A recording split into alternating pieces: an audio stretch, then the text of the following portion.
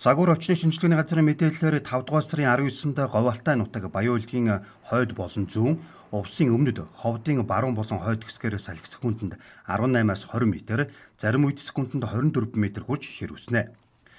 Хурд тундас их нутгаар солигдмол үйлтэй баруун аймагуудын нутгийн хойд, төв аймагуудын нутгийн баруун болон хойд хэсгээр бороо орно.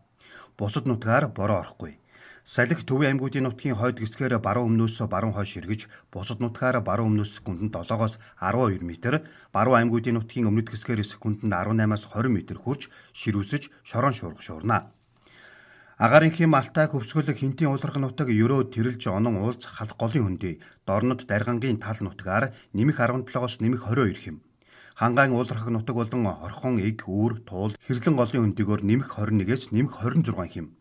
Говийн бүс нутгийн баруун өмнөд хэсгээр нэмэх 32-оос нэмэх 37 хэм. Бусад нутгаар нэмэх 25-аас нэмэх 30 хэмийн дулаан байна.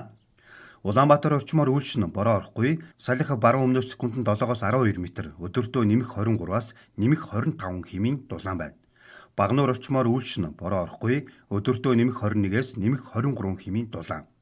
Тэрэлж орчмоор үйлшин бороо орохгүй. Салхи баруун өмнөөс секундэд 5-аас 10 м, өдөртөө нэмэх 20-оос нэмэх 22 хэмийн дулаан байна.